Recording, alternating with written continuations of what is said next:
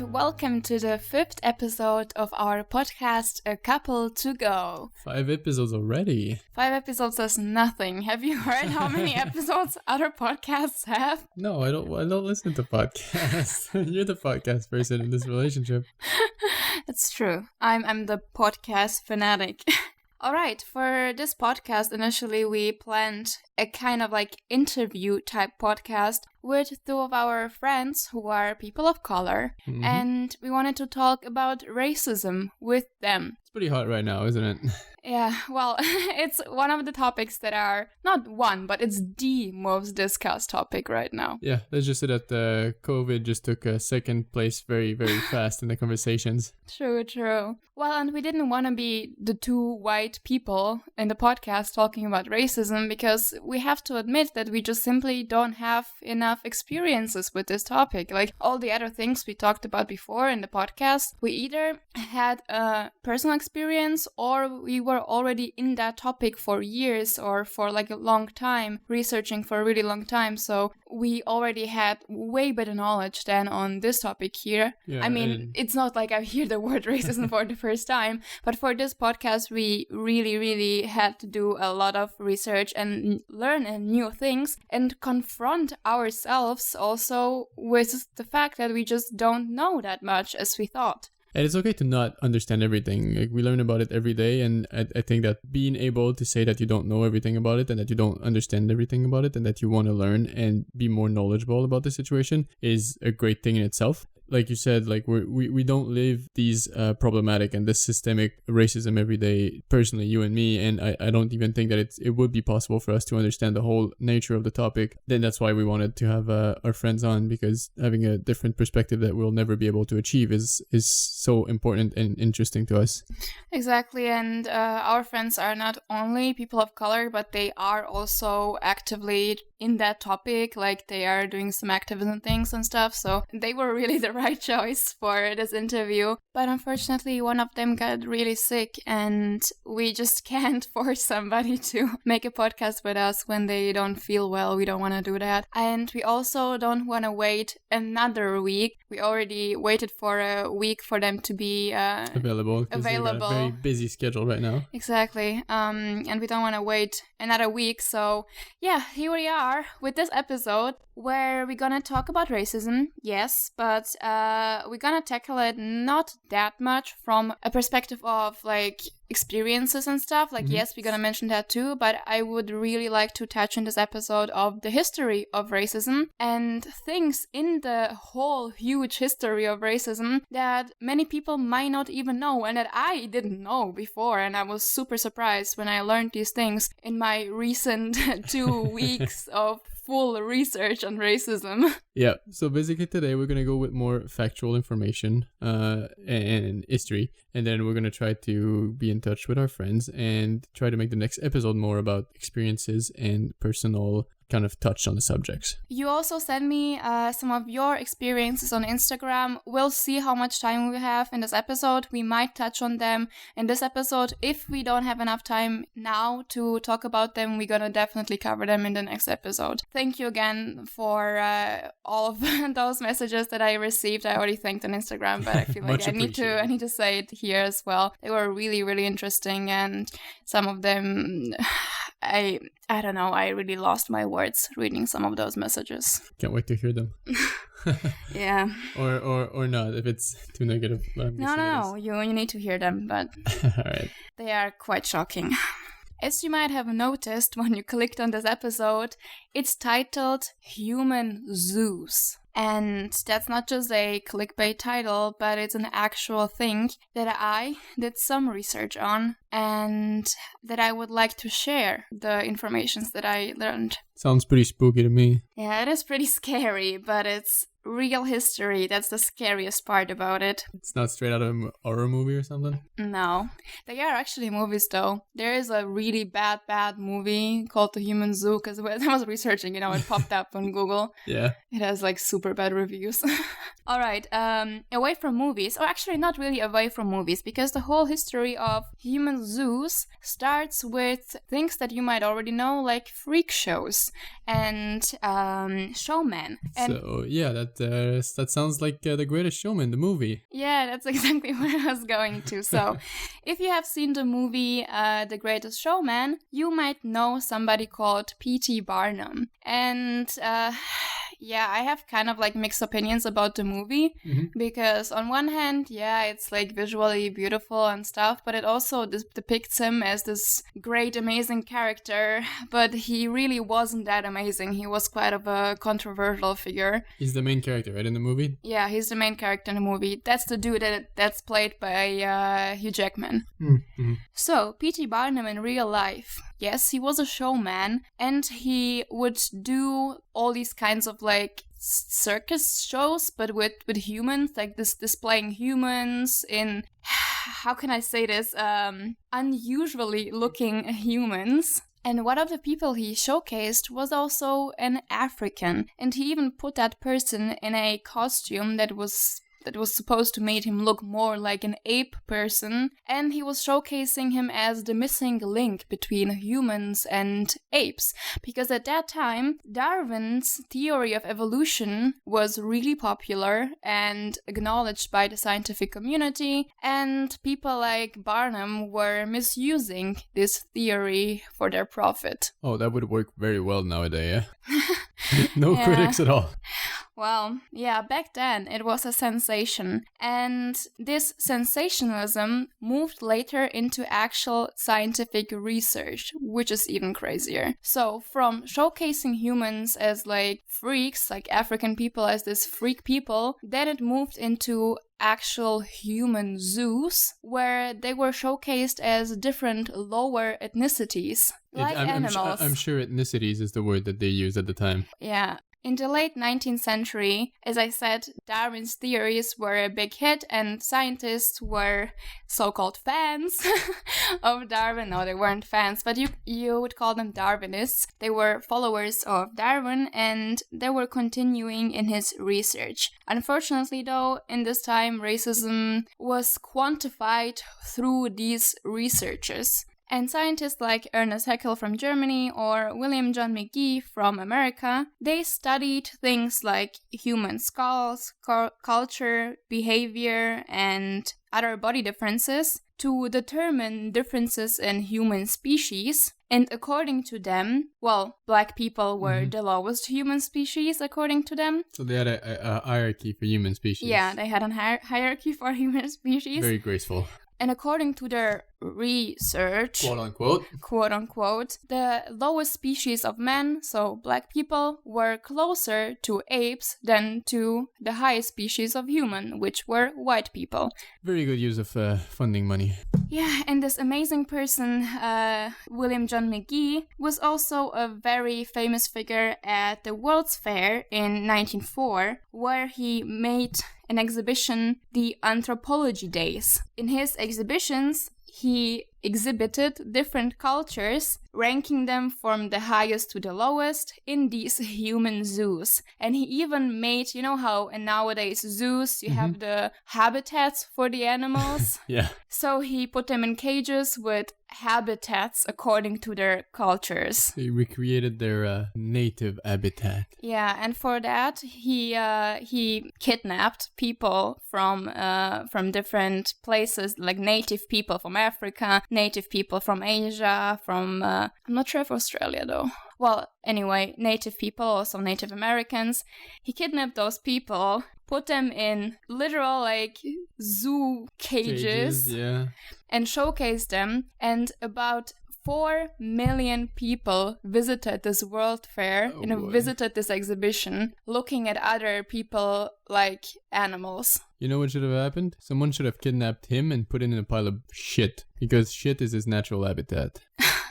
Well, the sad thing is that he was a respected scientist, and this whole thing was covered under science. It was a scientific exhibition, when in fact it was just a showcase of white power. Then after the exhibition ended, they also did experiments on those people, and one of the experiments was also threshold of pain, trying to prove that so-called lower races have a higher threshold of pain, so that they feel less pain. Yeah, just to, make them less human or something. They also did experiments on measuring intelligence, which was basically just measuring the size of the skull. And, when you had a bigger head, you were supposed to be more intelligent. And then something also with the shape of your head. It was not real science. It was pseudoscience sold as science. And they also made them on the World Fair, when there were still people watching, they also made them compete in athletic challenges in games that they had no idea to know the games, because, it was Western sports, to showcase that they are also athletically inferior to white people.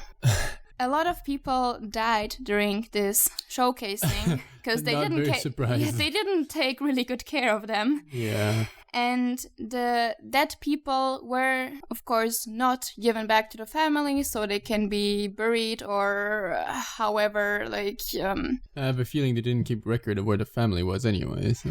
Well, they took also some families together, but that's what I meant. They didn't, when somebody died, let's say your dad died in the cage, they didn't give him back to you, but they took those bodies to dissect them and to further use them in research. And all of this, of course, with no consent and forcefully. The human zoos were a thing up until the late 1950s. That's not so long ago, is it? And the last one was closed in Belgium in 1958. The last one was in Belgium? Yeah. Well, Belgium also has a big history with colonialism in Africa. And, to justify taking over countries, you kind of have to make the people that are native there look inferior. You dehumanize them so it's natural to go and take over because it's our right. Yeah, and during the time when all of this was taking place, a new scientific branch about hereditary science became very popular, and it was called eugenics. This science, pseudoscience, was based on Darwin's evolution theory. Eugenists were basically saying that modern society prevents the natural selection and endangers the growth of the society, the evolution of the human species.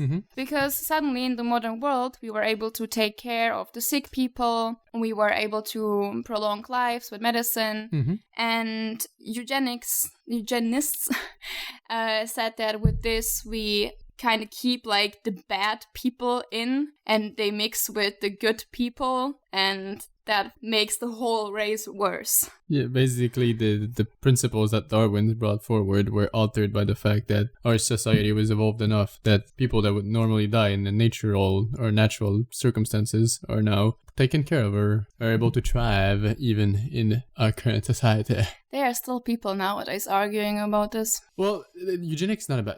the fact that these people are able to live now is not a bad thing. It just means it's just that it's one of the cases where science was misused. Yeah, it's just that we're moving from a natural selection to a cultural selection kind of evolution. Yeah. So in the name of eugenics, they were also promoting theories like picking the best of every race. So black people, for example, are better for farming and white people are better for politics, etc. Those were actual theories by eugenists, this was so widespread, really renowned scientists were participating in this, and if this really good renowned scientist says this, then it must be true, right? And they conducted exhibitions to promote eugenics, supported by many big companies and state how do you call this? Departments?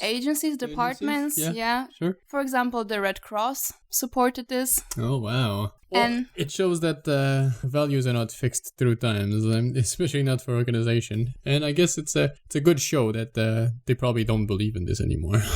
No, but yeah, not just the Red Cross, also the New York Times, for example, was supporting things like that. The New York Times was publishing a lot of articles about how black people are inferior. Yeah, well, there was a time when it was kind of the popular opinion, so, medias like to go with the popular opinion. Yeah, and museums were supporting these exhibitions and titling them as the biggest scientific, discoveries, etc. So now we are talking about eugenists in the United States, okay? Because eugenists in the US also viewed immigrants, especially African Americans and Hispanics, but also Eastern European people, as lower races. And with did that change? Yeah, well, and this is just, I hate to say it, but okay, in this dumb, twisted logic, I kinda understand, well, where this whole thing with, like, African American people comes from, from slavery, etc. Like, because at that time, slavery was already abolished.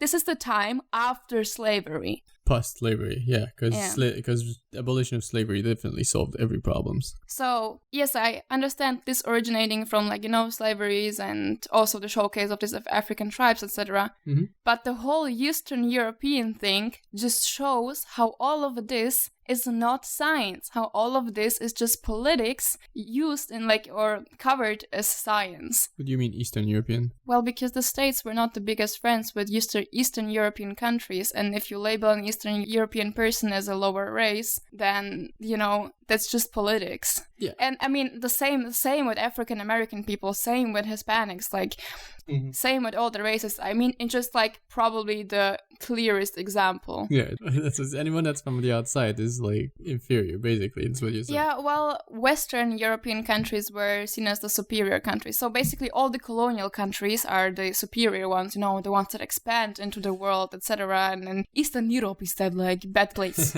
Basically, they're saying if you're on the civilized side of the world, it makes you a better human. Well, but what they saw is civilized, Yeah, exactly. And according to eugenists, mixing white people with these lower races was a risk of dumbing the children of those people down and, like, dumbing the human species down. So they proposed things like forced sterilization of immigrants.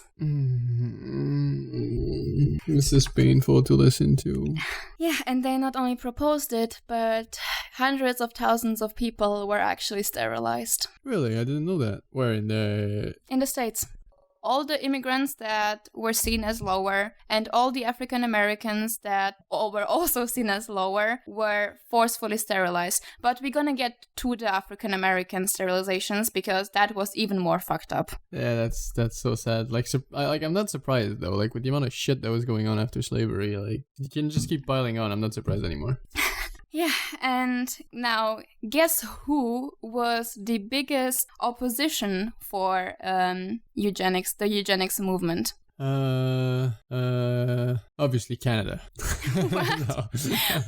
Within the States. I'm just kidding.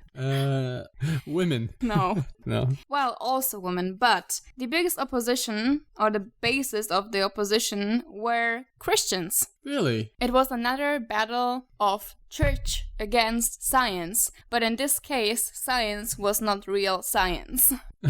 That's curious, because usually when you portray fights between, like, science and like the church, you usually take the side of the science, because you're like, especially if you're not, like, believers like us. It's not just that, but it's just the church in the past did a lot of very shitty things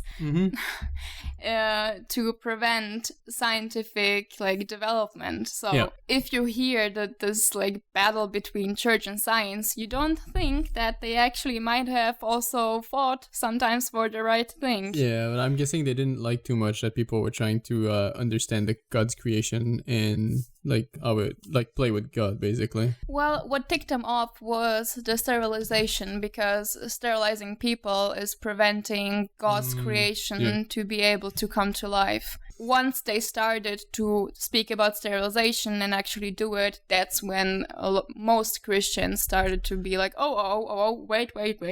And another irony in this whole thing is that, well, actually two ironies. So at the beginning of the years, the 1900s. During this time, African American people were free, right? Well, they were still, like, second-class citizens. They were not slaves anymore. They were not slaves anymore.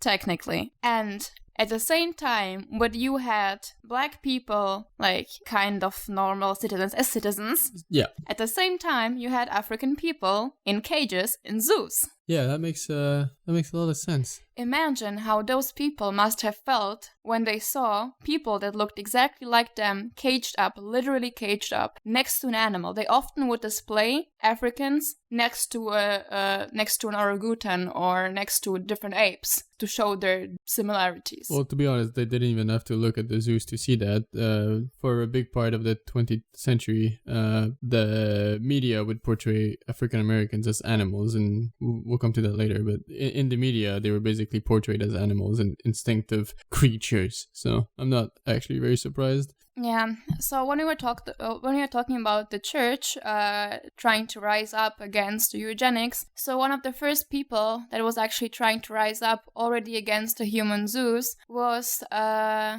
priest who was a black guy. Okay. But when he was rising up, he had really little support from around, so that failed really quick. Yeah, so we had to wait for all the white people to start acting up to start acting.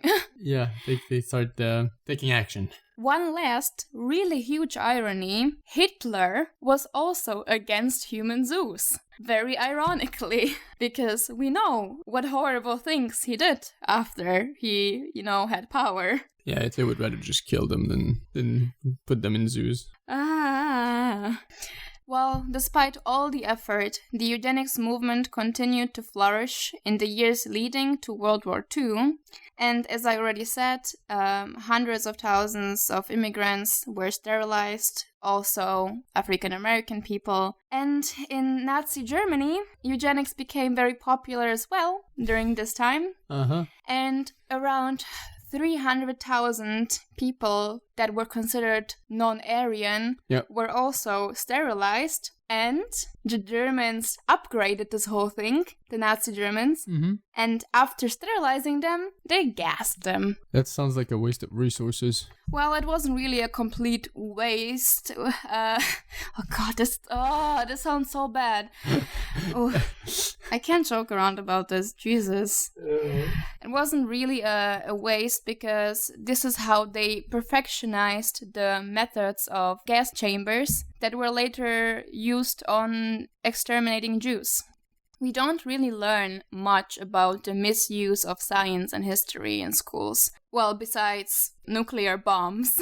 Yeah. Besides that, we don't really learn much about it. And Nazi Germany, the experiments on people. But those two things, that we know. But all the other misuses of science, we don't really learn about. Yeah, negative impacts of science are usually they're not very talked about. In school, you learn more about things that actually are still of impact nowadays, or, the progresses. Well, this has an impact nowadays. It still has an impact. It's just that people don't really want to ruin this image of science. And there were attempts to include racist scientific research in school curriculums, but all of them failed so far. They were either fully dismissed or they were just partially adopted after, let's say, not let's say, but this is an actual example. They wanted to showcase also some racist things in Darwinist science, but because they didn't want to make the name Darwin bad or look bad, they only adapted few things in the curriculum. I don't know which state in the United States this was now, but it was something really recently. I don't remember though exactly. But I had to remove the whole part about Darwin and Darwinism. Really? Yeah, it's very hard sometimes to generalize stuff about the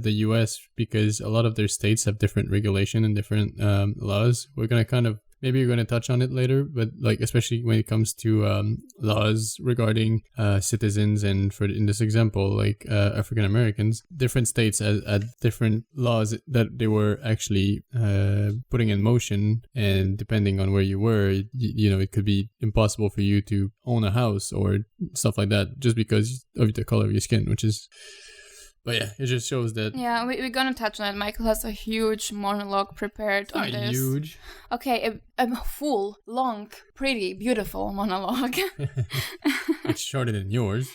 Because mine is not a monologue, it's just notes, and I'm trying to kind of place them, put them together as I speak, but you actually wrote down an essay. Yeah, I got inspired. So not only schools are failing to include these things in the curriculums, but also establishments that were really active and a big important part in the misuse of science like this are failing to step up and say that yes, this is part of our history. Like museums, they still don't showcase this part of science really. Yeah. Well, yeah. And yeah. People don't like to take responsibilities.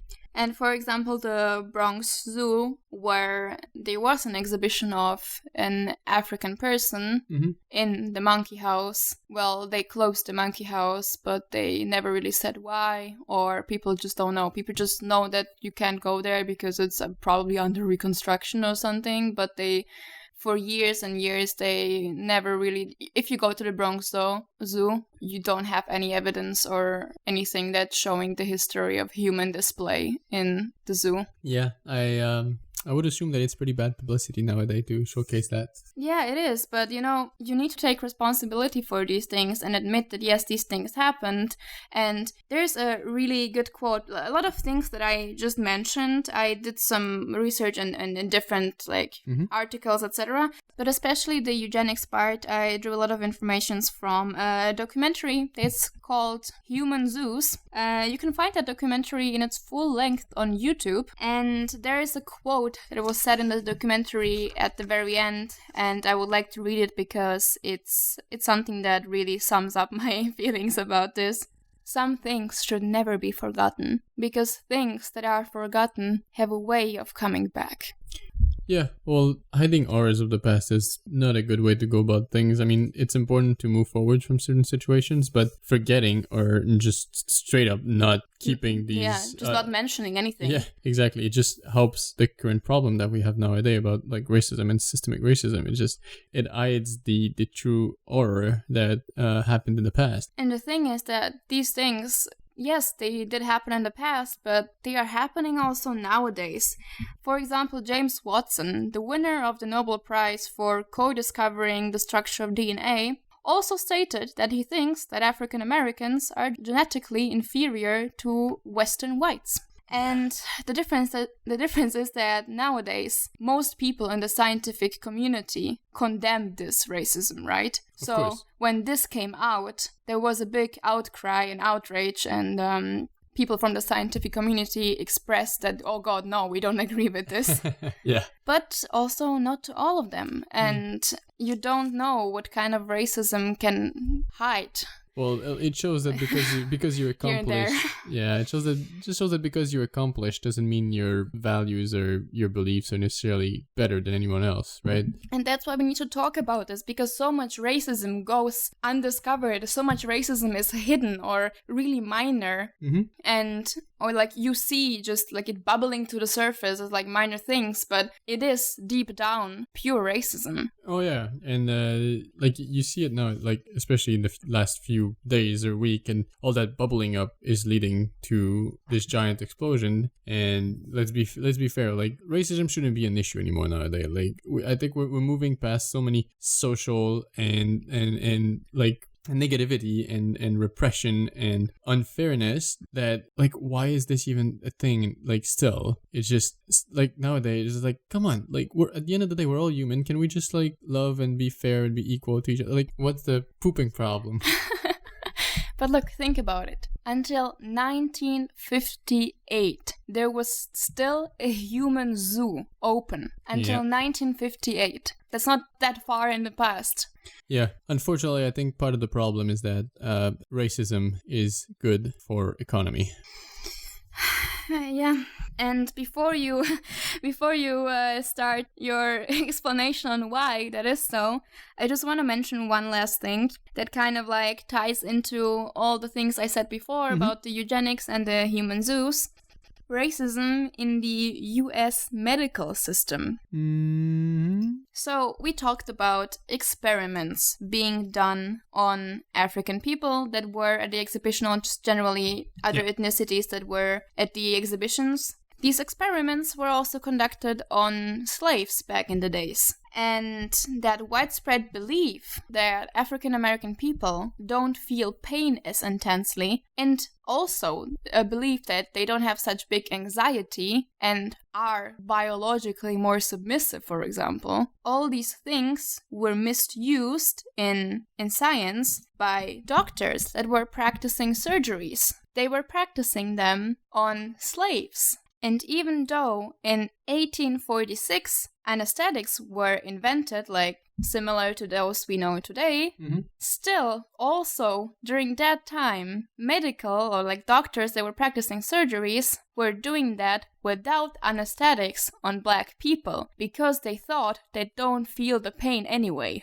And the absolute most shocking thing about this is that even today, black people are less likely to be treated for pain in the ER, and not just adults. Like, this is an actual, studies prove this. Not just adults. In 2016, according to a study, the same applies for kids in children's hospitals in the ER. Yeah, and you know how I talked about the mass sterilizations, right?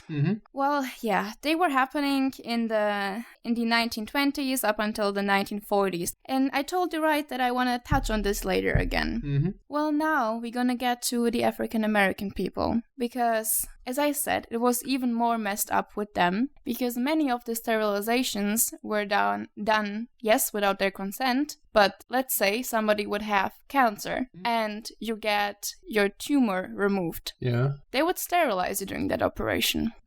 So let's say you are a woman and you have a tumor on your breast. Yeah. They don't remove only your breast, but also your uterus. Oh, yikes. And you have no idea until you wake up and you had a whole hysterectomy done on you. That's absolutely disgusting. When did that happen again? Between the 1920s and 40s in the States. So about 100 years ago. Yeah, like during the times of the Jim Crow laws. During the times when the segregation was active. Oh, that's amazing. Another way of enforcing segregation, basically, because you keep the population down, the numbers. So we have less people that can revolt. Yeah, it's messed up. It's really. Ugh. And to end this whole messed up thing with medicine, I just want to say some stats from the recent years. This all again applies to the United States. If you're a black person, if you're a black mom giving birth, you are 4 times more likely to die than a white person giving birth. And yes, these things in medicine are based on environmental, on economic differences, but there were studies conducted that even in cases where the people have the same insurance company, are in the same hospital, there is still a percentage difference. So you have still a racism issue, and it's not just environmental or economical, but it is actually racism. Environmental and economical is also a form of racism. It's much more complicated. It's another topic. Yeah, it's more like general racism that has impacts because of different laws, etc. But now I was talking about individual racism. Yeah, and honestly, this is beyond me. At the end of the day, you have 2 people in front of you, and you're gonna be treating one better for no reason, literally no reason. It's just, I don't know. It doesn't make any sense to me. Yeah. I'm so nervous this whole episode. It shows a little bit. It's just I'm really afraid to say something, we're touching a topic that's really touchy. But being afraid of making a mistake should not disencourage you of speaking at all. So that's why we are here. Definitely. And if we are making some mistakes, please correct us. Unfortunately, it's not possible to write comments on Spotify or on all the other platforms where you can listen to this podcast. But this podcast is also on YouTube, on a YouTube channel with the same name, A Couple to Go. So if you want to write us some feedback, please leave us a comment under the episode on A Couple to Go on YouTube.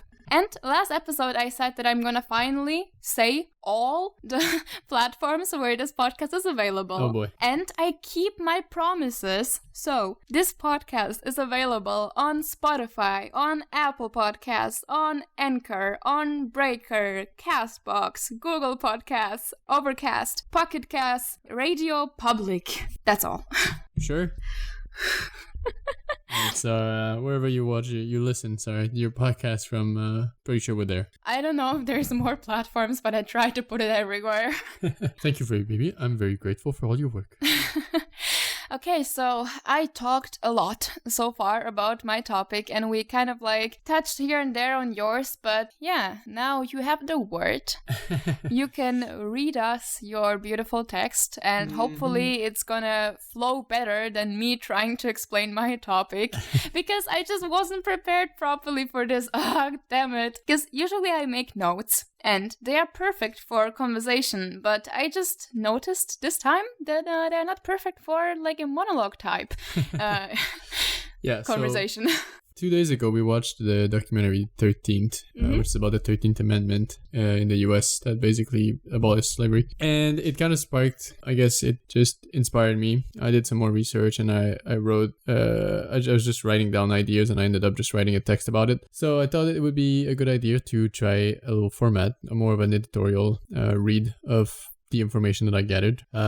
Okay, baby, go. All right. I want to listen to this. Okay, so a bit earlier we touched about how racism affected the economy in the US. We're still very specifically in the US here. I think a lot of this crisis has been looking over the situation in the US in the past few weeks. I just want to jump in here quick. Racism is a global problem, a global issue. Oh yeah, 100%. It's just that we are concentrating more on the US first because we were preparing before for a different podcast for an episode specifically about the Black Lives Matter and about the whole situation in the States and in Canada. And unfortunately, as you know, things happened. So now we are here, and we didn't just want to put away all the other research we did before, but we wanted to base on it or continue the research and go deeper. That's why we talk mostly about the States. Plus, this episode is going to be perfect to serve as a little pre-insight so you understand better why these issues exist when you're going to listen to the next episode. And this episode is going to serve as a background, as more information for the next one. Oh yeah, there's definitely messed up racist stuff happening everywhere around the globe that we're probably not even aware of. But right now we're kind of just concentrating or focusing on the movement that's happening. That's why we're focusing on more of our information on the North American side of things. But yeah, so we're looking into the economy of racism, or why racism kind of helps the economy. And yeah, here we go. December 1865 is one of the most important dates in United States history. That date marks the enactment of the 13th Amendment to the U.S. Constitution, making slavery illegal throughout the country. As human rights activists rejoiced at the sight of this victory, another, more subtle threat was about to unfold. The abolition of slavery didn't suddenly bring equal rights and equality, far from there. For decades to come, African Americans would be considered second-class citizens, forced to sit apart from white individuals in public transport, for example, restricted in their abilities to rent or own property, and even arrested and jailed for as much as gathering together. Some states, mostly in the southern parts of the US, made it so easy to arrest them that in the following years the prison population spiked massively. But this was no coincidence. You see, the 13th Amendment has one little loophole: criminals. If you're incarcerated in the US, you basically lose your rights as a citizen, and not only for the time of your incarceration, but some of them for life. The right to vote, for example, in certain states. The 13th Amendment protection is suspended while you are serving your time, and therefore the state is allowed to legally sell your labor to private companies without having to pay you the regular minimum wage, or sometimes pay you at all. So basically, slavery was abolished except ... for criminals. Yeah, pretty much. So you had very known companies like Boeing and Victoria's Secrets that have famously used inmates to manufacture their products. And Victoria's Secret. It's Victoria's Secret? Yeah. It's Victoria's Secrets, not her secrets. Victoria, she only has one secret. Anyway, like these are very known and famous companies, and they actually used inmates to produce their products. Okay, now what does this have to do with racism and slavery? Well, with slavery we kind of know, but Well, nearly 40% of the total incarcerated population in the US is of African American origin, while they only represent slightly over 10% of the total population of the country. They have systematically been separated and kept apart from white people in order to keep them in a socio-economical poor situation. And we experienced this when we were in Miami. Yeah, well, there's a lot of segmentation and segregations. Yeah, but you remember when we were in Miami, the first time we were staying in an African American neighborhood, and you really have this, like you have the African American neighborhood, the Hispanic neighborhood, and the rest of Miami. Exactly, and that's that poses another problem. Maybe we can touch on this after, but basically, how schools are funded by taxes. Well, taxes from a certain neighborhood go to the school from that neighborhood. So if you have a neighborhood of rich white people, then the school is very well funded. But if you have a school in a neighborhood of poor Hispanic or poor African American, well, the schools in these areas are going to be not very well funded, which is going to just keep people in this state of low education and keeps them in the shithole. Yeah, and also food-wise, like when we were in those areas, you would have a fast food at every corner. I mean, okay, in all of America, you have a fast food at every corner, but you really saw the difference of what restaurants and what, places you can go for food in the white neighborhoods compared to the Hispanic or the black neighborhoods. Yeah. Like in the black neighborhood where we stayed before, like the first time we stayed in a black neighborhood, the second time in a Hispanic one, and like in the black neighborhood, there was literally almost no other option as fast food restaurants to go eat. Yeah, well, there's this stat about that, right? That there's mostly, like most fast food restaurants are centered around low-income neighborhoods. Yeah, so to keep the population not only uneducated, but also sick. Yeah. Anyway, where was I? Okay. The population had been brainwashed in seeing them as drug dealers, murderers, rapists, animals, and just generally people you would want to avoid, making it easy to create a climate of terror around them and creating a system where arresting them and jailing them was easy and applauded by public opinion. It is well documented that African Americans have higher rates of incarcerations and longer sentence times for the same crimes as a white person would commit.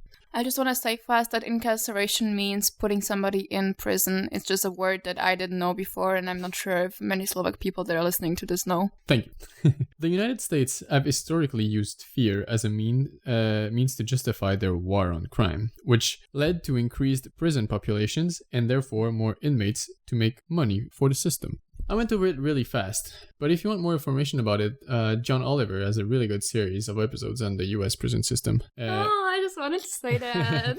And it's honestly as fascinating as it is disturbing. And it's actually also funny. John Oliver's pretty hilarious. Yeah, I mean, not the situation itself is funny. I just really like his sarcastic approach on these issues, because the fact that he portrays it in a comedic style makes it even more shocking, because these things, it seems so crazy that they make you laugh, are just true, and that's the shocking part about it. Yeah. So when you look at this unveiling of events, it's pretty simple to realize what's happening here. The United States was built by slaves, humans that would work tireless hours, live in the worst conditions, and suffer unimaginable violence and abuse while receiving nothing in compensation. How do you keep building up at the rapid pace you were when suddenly you have to pay the workers and respect their rights? They had to find and develop a new system of free labor, and that's where prisons came into play. It's no surprise that nowadays 25% of people in prisons are situated in the US. Think about it. In the whole world, 25% of people that are behind bars are in the US. How does that make any sense? How? It doesn't.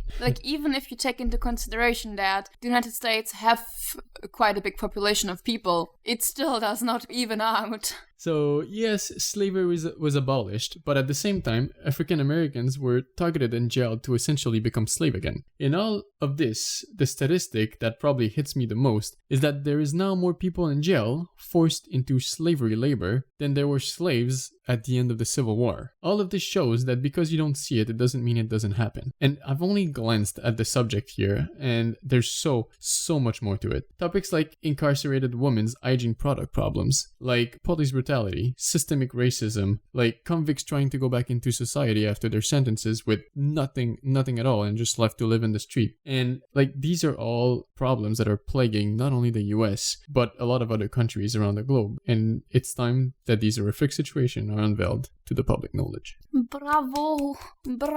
So that was an attempt at a more editorial piece.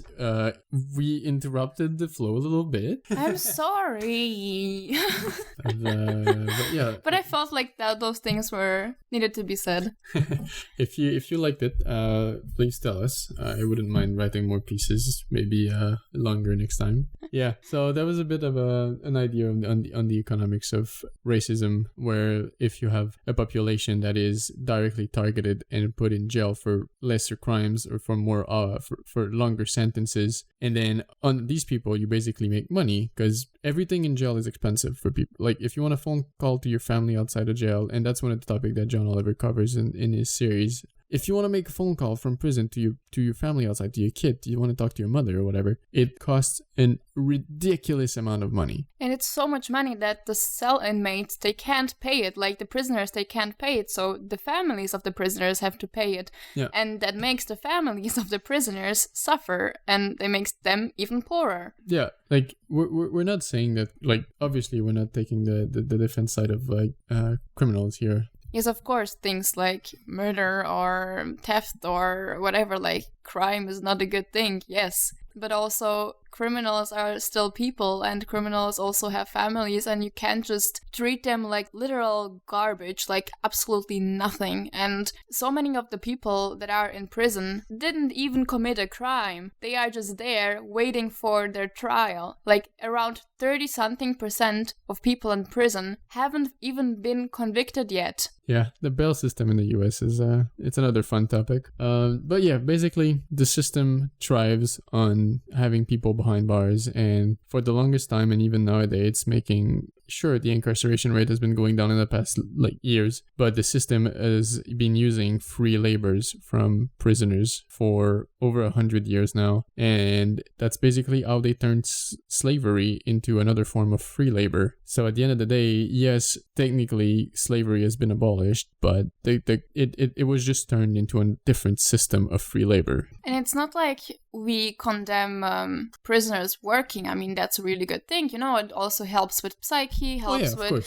putting people back into like rehabilitation and stuff. Like, it's a good thing that people work, but they should be compensated for it. Like, when they get out of jail, they will need that money to build up a life again. Yeah, like and even in jail, like you need to buy stuff when they don't give you soap, they don't give you you have to buy stuff. Yeah, like for women, Michael mentioned menstrual products. They don't just give you menstrual products. You have to buy them. And in some places they give them to you, but they give you like 12 pads a month. You know what 12 pads a month is? During the time when I was still using pads, that's how much I used within 2 days. Yeah, it's a good image. I didn't know women could use that many, to be honest, and that's something I learned when I talked about that subject with Natalia. So, you know, if you're a male listener, maybe you learned something from that too. Yeah, so imagine being in prison. Imagine making like, how much was it? Like 10 cents per day? Well, it depends on the states. Like some of the states, I think Texas and Arkansas, they it's nothing. They're not paid. Yeah, some are not paid at all. And then some are like 10 cents an hour or something. Yeah, not an hour. Or was it an hour? Like, I don't know. Like there was that court case with the woman that said she got like 18 cents per day, and then she was supposed to pay her menstrual products from that. Yeah. And pads cost like, I don't know, a package $8 or. You know, when you need to work 35 hours to afford something that costs $6 or something, it's just, wow. There is something I wanted to ask you. Yes. You studied psychology. Yes. Did you, in your psychology studies, touch on racism? Like, did you have anything about racism in your studies? No. What? Wait, what? I was really expecting a different answer. I was prepared to have a conversation now about it. Really? Yes. No, not really. Everything that we talked about was more behavioral, like cognitive, or Well, and racism doesn't tie into behavioral things. well, maybe, but maybe there was a class about it. No, actually, I don't remember having a class about racism or Well, there was a class about perceptions, but it was not tied to racism or ethnicities or anything like that. So you studied psychology for 3 years. Okay, you have a bachelor degree in psychology, Mm-hmm. and you did not even slightly just like touched a little bit on racism in your studies. I don't believe so. No. And that's in Canada, ladies and gentlemen. Yeah. Well, I mean, yeah. There was a comment under a video that I found really funny that I would really love to have the Canadian racism, the one that's hidden with a smile.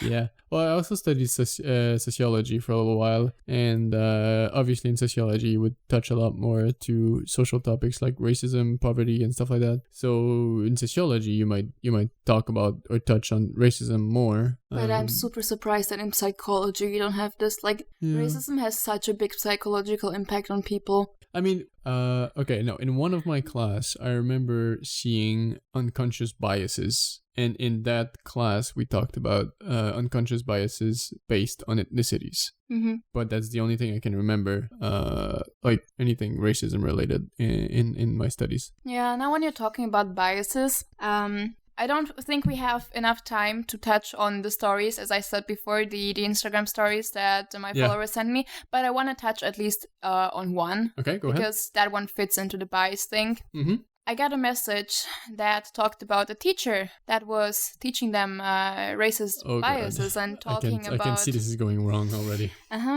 And talking about avoiding black people and... Wait, I need to find the message so I don't say anything wrong.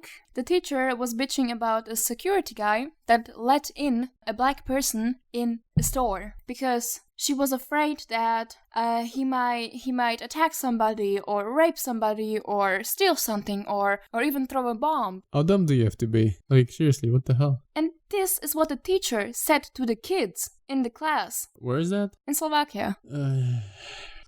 People, and it's just ignorance and hatred. It's unbelievable. Like, how much of a, like, what's the not differentiation, but like diversification situation in terms of ethnicities in Slovakia? Not really big. Like, we have, I think I want to talk about this better in the next episode because it's a broader topic. Mm-hmm. But we don't really have that many, I don't know how to say this. People of color? We have people of color, but we don't have like a big diversity of people of color. Okay. We mainly have Slovak people and Czech people, a little bit of Austrian, Poland, and, Hungary. Mm-hmm. But these are all whites. And then the only other skin-colored ethnic group we have is gypsies. I'm extremely sorry for my use of words here. In this whole segment, I meant to say Romani people. I would like to highly apologize, and I will do better next time. Okay. And there is a big social problem with gypsies, and that's just a topic for a different conversation. But we don't really have that many like African American people, for example. Like really very, very little. Like if you see one, it's like seeing a unicorn. I nearly squashed a bug, but then I realized it was a spider and not an ant. So I was like, oh, no, you go. Thank you for contributing to this conversation, honey. My pleasure. Yeah, but back to the teacher. So the children, as good children, stepped up and were like, wait, what? What are you saying now? No, we shouldn't treat people different because of their skin color. Yeah. And the teacher was like, oh, well, you'll see if that happens to you sometimes. Like, I wish that you will get attacked by a black dude, so you learn. Can we get that teacher fired? Yeah, that's what also the person that sent me this said. And I was just like, yeah, I wish, but there's also a big problem in Slovakia with, I think just generally in schools, that you don't have many people that apply for teaching positions, so it's already a problem to get teachers. So when your teacher is a little bit racist, you kind of overlook it. That's not a good overlook. No. And when I read this message, I had to think about a situation that happened to me as well. Yeah, so I went to a bilingual gymnasium. I had classes in Slovak and in French. Mm-hmm. And we did some trips like with exchange students Yep. when we were living in families, but I also did some just visiting Paris, for example. And the first trip I did was I joined another class because they needed people to fill in, and I was really young, like there, I don't know, 15 max. Okay. That trip, we went to Paris. And I remember really clearly that both some of my teachers and my family warned me about Black people in Paris, that I should avoid them. Because we sometimes would, like the group would get separated and we have some free time to explore the city, which is like, I don't know, a few friends or something. And people in my family and the teachers were like, yeah, but be careful, beware of the Black people. And the scariest thing about this, and I'm still a bit ashamed about that, is that I actually followed what they told me, because that's the first time I was by myself more or less somewhere, and I didn't want anything bad to happen to me, of course. Yeah. And so for like the first few days, I was trying to follow what my teachers and my family told me. But then later I started talking to people that were African American, and we also had some other groups, for example, and we would visit museums joining us, and those were from schools in Paris, so they would have a lot of diverse students there. So I talked to those students as well, and suddenly all those things that my family and my teachers told me, I realized how dumb they are, that they weren't valid, that this was just a fear based off of things that they heard from their grandparents and or politicians trying to misuse things like racism and fear. That kind of shows how mentality and how beliefs usually don't change within a generation. It's when you're young, I think it's to a certain level, it's normal that you're affected by the opinions and the beliefs of the figure of authority that you're used to be. Yeah, but I'm still ashamed because I should have known better right away. I should have known better because not only is one member of my family a gypsy, so I was always voicing an opinion of, equality and stuff. Yeah. But also in Germany, the first 3 years of school I spent in Germany in a class where we had people from Africa there.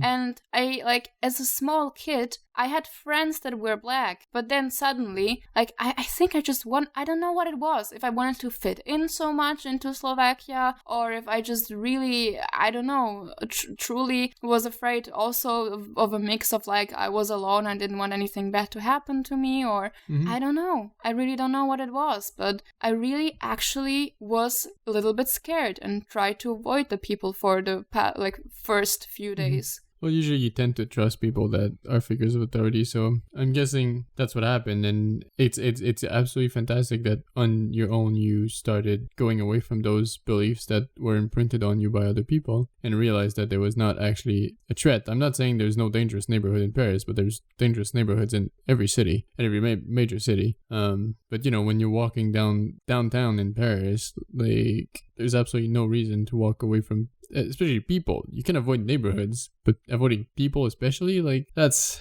I don't know.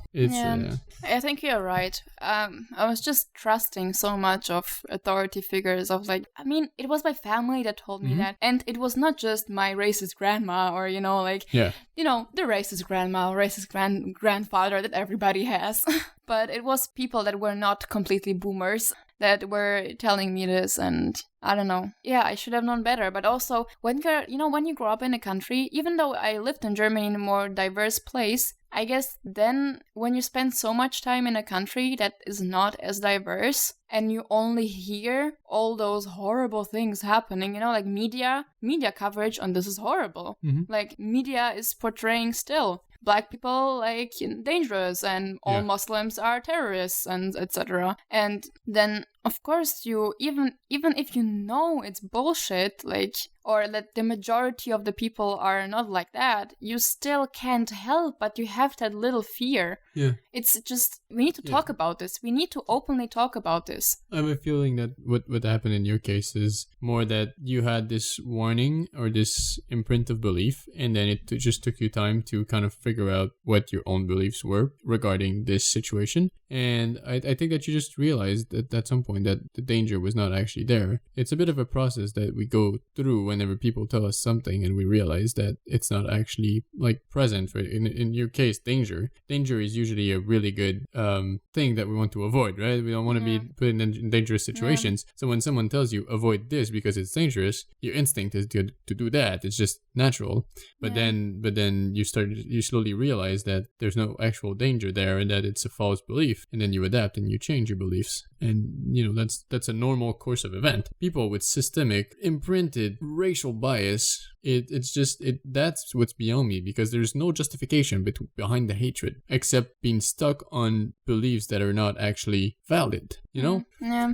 I would like to ask you if you ever had experiences like that as well. You grew up in Canada, which is a place that is more diverse. Yeah, well, as much as it's more diverse, there's also not a lot of diversity once you go out of the big cities, and I don't come from a big city, so obviously when I was younger, the diversity in my hometown I was not as exposed to diversity as I am today when I live in Montreal, which is probably one of the most diversified like city in the world, I would say. So yeah, like obviously I've been exposed to a lot of biases and a lot of hatred.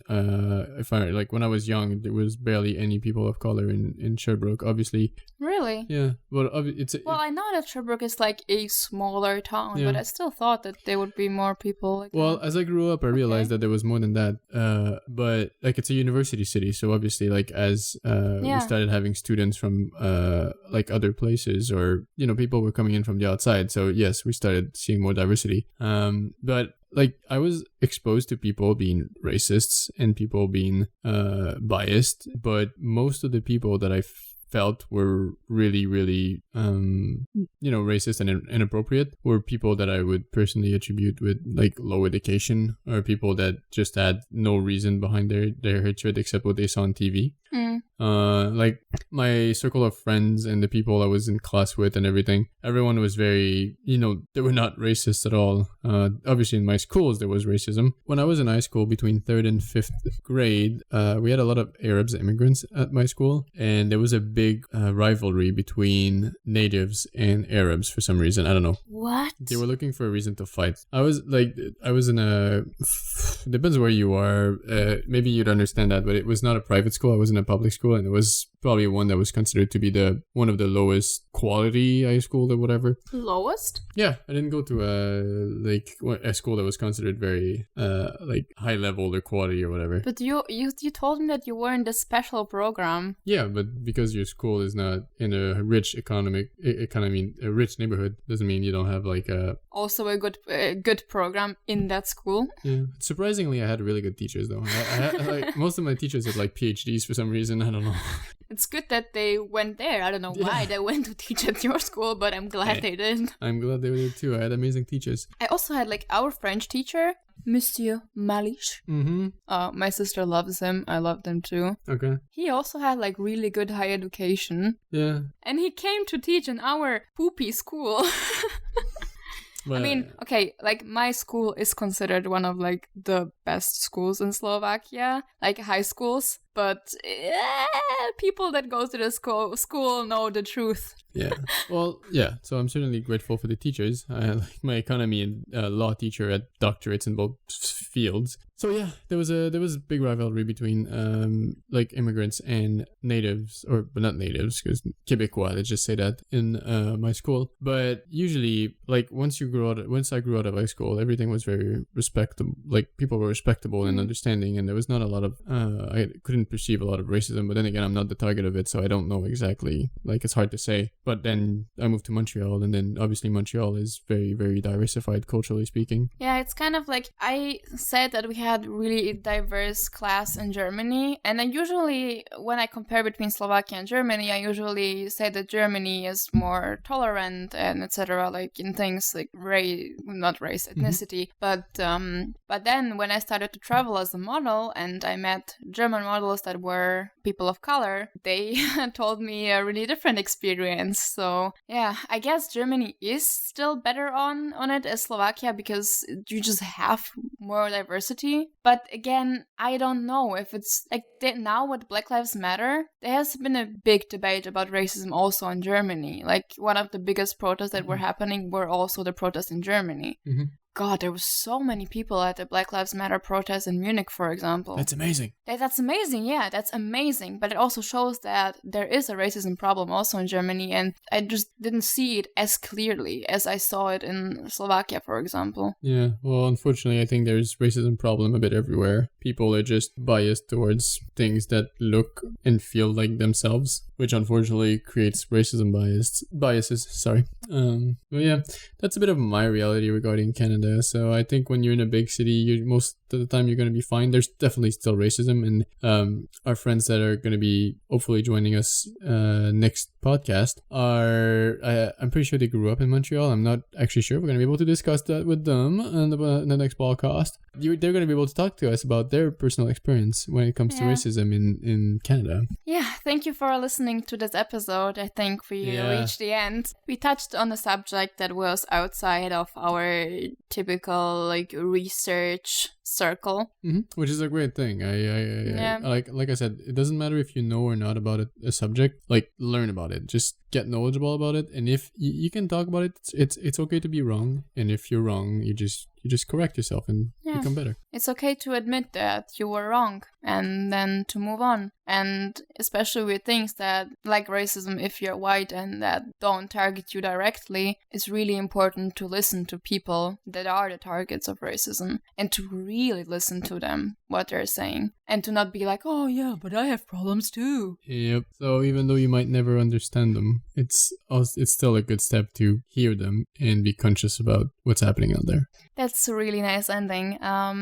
Thank you again for listening to this episode, and I hope you tune in the next time again. Bye! Ciao!